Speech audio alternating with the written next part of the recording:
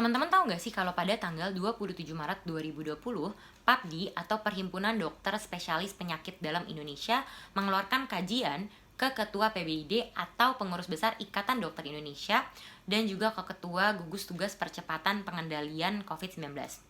Kajian ini berjudul Teori Herd Immunity dan Dampak Kematian Massal. Dalam kajian ini berisi bahwa PAPDI tidak setuju herd immunity ini diberlakukan di dalam Indonesia. Tapi pada tanggal 7 Mei 2020, Jokowi mengeluarkan pernyataan bahwa Indonesia harus berdamai dengan corona. Berdamai dengan corona. Apakah berdamai dengan corona yang dimaksud di sini adalah perubahan diksi dari pengimplementasian dari herd immunity? Atau memang berdamai dengan corona ini adalah satu-satunya exit dari menyelesaikan pandemi COVID ini? Hai, gue Galuh Nandia Karnetita. Hari ini kita bakal membahas tentang herd immunity dan new normal life.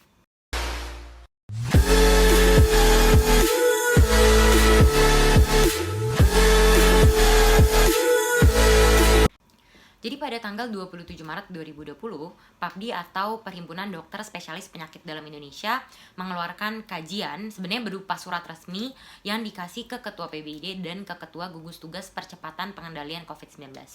Dalam kajiannya ini mereka menyatakan bahwa mereka tidak setuju akan herd immunity dipraktikkan ke dalam Indonesia karena akhirnya dapat menghasilkan musnahnya satu generasi. So, apa itu sebenarnya herd immunity? Kemudian kenapa tidak berani dipraktikkan ke dalam Indonesia? Dan apa yang dimaksud dengan dampak kematian massal? Jadi herd immunity ini sendiri sebenarnya dalam bahasa Indonesia artinya adalah kekebalan kelompok. Nah, kekebalan kelompok ini dapat didapatkan dari dua cara, dengan vaksin atau membiarkan sebagian besar orang dalam populasi tersebut terkena, sehingga mereka yang sudah terkena atau mereka yang sudah kebal dapat melindungi mereka yang imunnya rendah. Seperti contohnya pada orang yang sudah tua, kemudian pada anak-anak, dan pada mereka yang dengan imunokompromis atau mereka yang dengan imunnya rendah, seperti autoimun atau penderita HIV/AIDS. Oke, let's say kita menggunakan teori dari herd immunity. Mari kita anggap bahwa kita pakai vaksin nih. Aku akan menganalogikan kita dalam sebuah rumah. Dalam rumah ada kita, ada remaja-remaja, ada ibu-ibu, orang tua kita, ada nenek kakek kita, dan juga ada adik kita yang notabene-nya masih sangat kecil. Ketika kita sudah mendapatkan vaksin, penyebarannya ini tuh terhenti di kita. Mari kita andaikan bila kita tidak memiliki vaksin. Jadi ketika kita keluar, kemudian kita terpapar oleh antigennya, oleh virusnya ini, pas kita datang, pas kita bawa ke rumah, yang ada orang-orang yang ada di rumahnya itu bakal kena juga. Tapi beda hal ketika kita sudah udah dapat vaksin gitu. Jadi pas kita keluar, kita terpapar oleh virusnya, udah berhenti duluan karena ada vaksin. Sehingga kita nggak bawa lebih banyak virus ke dalam rumah kita. Sehingga kita bisa melindungi adik kita yang sangat kecil ataupun kakek nenek kita. Itu kalau herd immunity diberlakukan bila ada vaksin. Masalahnya adalah dalam corona ini kita tidak memiliki vaksin, kita belum punya vaksin. Berarti satu-satunya cara untuk memperlakukan herd immunity ini sendiri adalah membiarkan sebagian besar populasi untuk kebal dengan sendirinya, untuk terpapar dengan antigen dan akhirnya antibodinya terus melawan sampai akhirnya mereka kebal. Kenapa hal ini tidak baik dipraktikkan ke dalam Indonesia? Karena jadi berdasarkan data dan memang paparan dari kajian yang sudah dikasih PAPDI ini menyatakan bahwa Indonesia merupakan negara dengan penduduk terbanyak nomor 4 di dunia. Dengan jumlah produktifnya adalah 64% dan jumlah lansianya adalah 9,6%.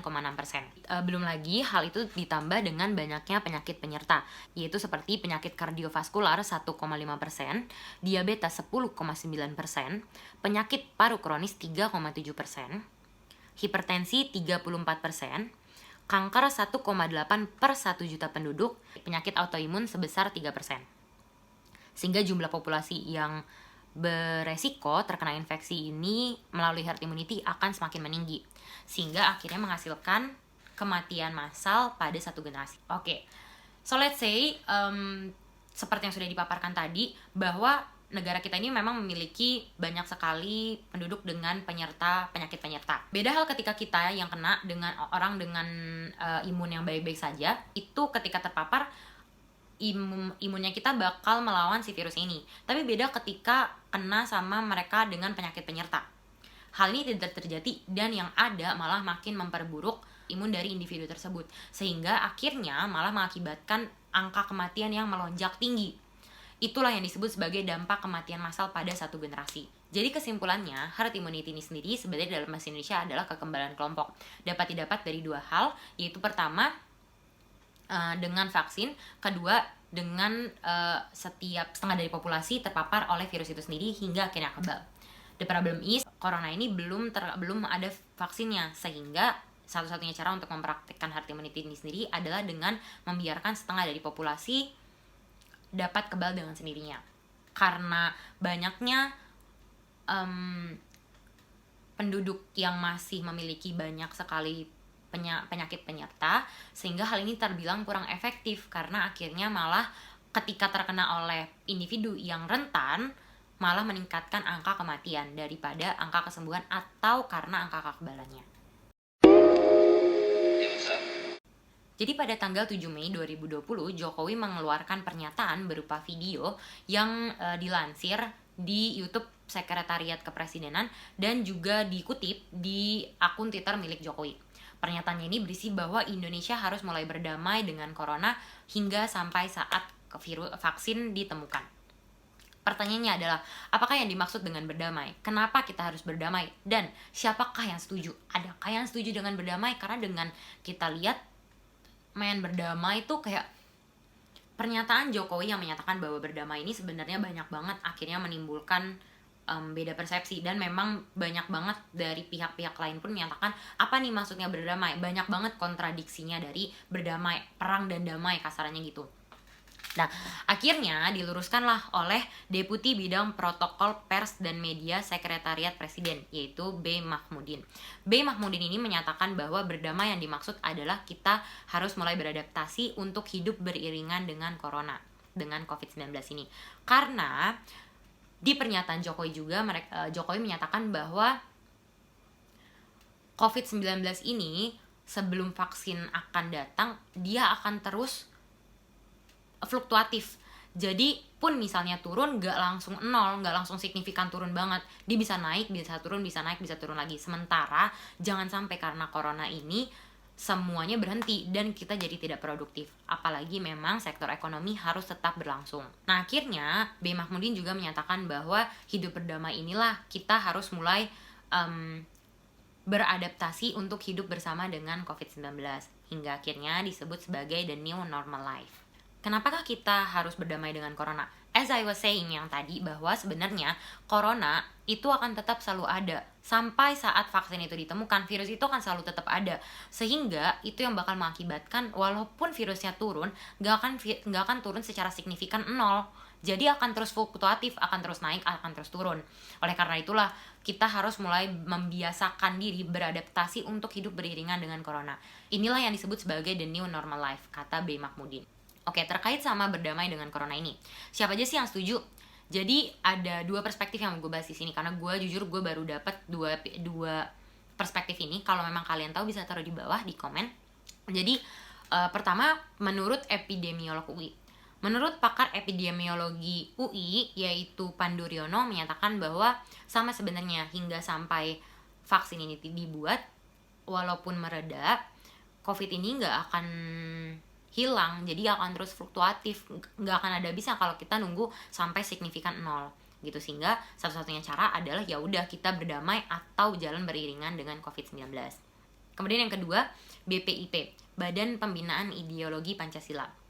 Jadi staf khusus dari Dewan Pengarah BPIP yaitu Romo Antonius Beni Susetio menyatakan bahwa dengan berdamai dengan diri sendiri, kita dapat sadar untuk melakukan protokol kesehatan beriringan dengan moral untuk peduli satu sama lain. Keduanya sebenarnya baik epidemiologi UI maupun BPIP menyatakan bahwa yang penting adalah tetap mengikuti protokol kesehatan. Apa itu protokol kesehatan? Yaitu seperti yang udah kita pelajarin kemarin, kayak cuci tangan, kemudian pakai masker, kemudian kurangin aktivitas keluar rumah, dan sebagainya. So, terkait sama herd immunity dan implementasi di Indonesia, menurut kalian gimana? Apakah kita sedang memberlakukan herd immunity atau ini adalah bentuk lain atau ini adalah upaya lain? Kalau kalian tahu, komen di bawah biar aku juga tahu dan orang yang lain nonton juga tahu. Tapi terlepas dari itu semua, ada berita baik yang menurut gue sebenarnya menenangkan, yaitu adalah tatanan dari new normal life. Apa sih itu new normal life dan bagaimana cara pempraktekannya? Siapa saja sih yang melakukan the new normal life ini? Jadi new normal life ini adalah kita tetap melakukan aktivitas normal, cuman kita berdampingan nih, beriringan dengan coronavirus ini sendiri. Bagaimana sih pemraktekan dari new normal life ini? Seperti yang tadi gue bilang, bahwa new normal life ini adalah bagaimana caranya kita tetap melakukan normal life seperti biasanya, tapi kita berdampingan nih dengan coronavirus. Caranya adalah dengan kayak gini. Dulu sebelum kita ada corona, mungkin kita nggak apa-apa kalau misalnya kita keluar tanpa pakai masker. Tapi sekarang, kita harus pakai masker. Kemudian juga, mungkin dulu kita nggak apa-apa gitu. Bodo amat kalau misalnya pakai hand sanitizer ataupun enggak. Sekarang kita harus selalu siap siaga sama hand sanitizer. Atau pada transportasi umum harus diperhatikan jarak-jaraknya. Kemudian pada beberapa fasilitas umum dilakukan screening suhu tubuh. Kemudian juga kita harus tetap melakukan physical distance, di mana 6 langkah atau 1 hingga 2 meter. Dan banyaknya lain yang sebenarnya adalah upaya untuk tetap melakukan normal life kita, tapi beriringan dan berdampingan dengan coronavirus ini. Jadi siapa aja sih yang memberlakukan strategi new normal life ini? Jadi sebenarnya strategi new normal life ini diberlakukan oleh banyak sekali negara karena ini dinilai sebagai exit strategi dari pandemi corona. Kayak contohnya ada Singapura, ada Thailand juga yang memberlakukannya, dan ada banyak banget negara-negara Asia yang memberlakukan hal tersebut.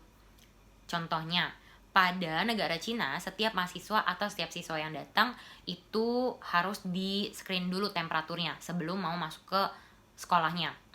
Kemudian pada Hong Kong juga, meja-meja dari restoran ini dipisahin 5 kaki per mejanya. Dan banyak banget negara, contohnya juga yang lain Australia. Jadi nggak cuma Indonesia doang teman-teman yang memberlakukan itu semua.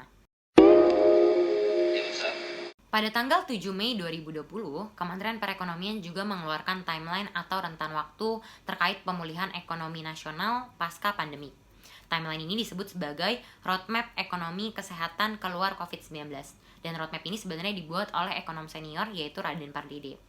Raden Pardede menyebutkan bahwa sebenarnya roadmap ini adalah bentuk kajian awal untuk antisipasi. Nah, di dalam roadmap ini ada 5 fase. Fase pertama 1 Juni, di mana pada 1 Juni ini akan dibukanya industri dan jasa bisnis.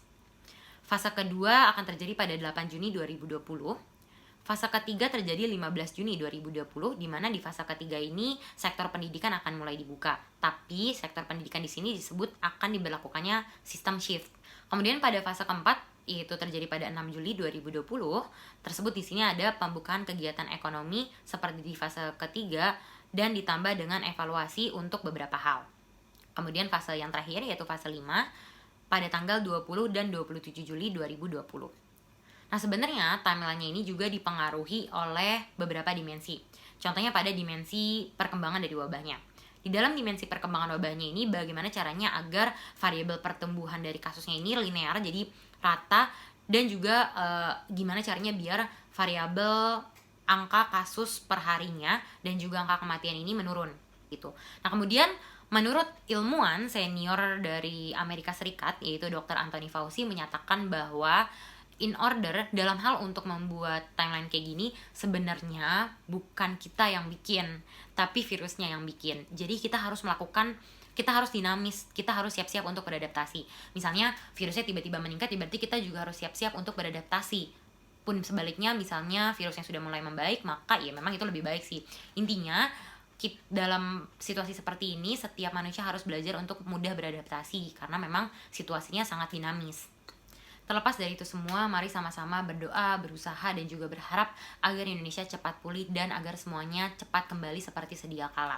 Mari sama-sama juga saling mendukung, saling membantu secara multisektoral, dan tidak memberatkan pada satu sektor tertentu. Karena negara lain bisa, kenapa Indonesia tidak bisa, ya kan? Oh ya teman-teman, jadi Health Policy Studies atau Departemen Kajian dan Aksi Strategis dari Ikatan Senat Mahasiswa Kedokteran Indonesia Wilayah 2 udah bikin kajian terkait herd immunity ini sendiri. Nanti gue taruh bit.ly-nya di bawah, kalian bisa baca sendiri. Kemudian kalian juga bisa dengar di podcast ISMKI yaitu Health Policy Studies Ikatan Senat Mahasiswa Kedokteran Indonesia Wilayah 2. Nanti gue taruh juga di bawah terkait herd immunity sendiri, karena waktu itu kita sempat ngebahas juga tentang herd immunity ini di podcast kita. Sekian pembahasan kita terkait herd immunity dan Your Normal Life. Gue Galuh Nandia, sampai jumpa di episode selanjutnya.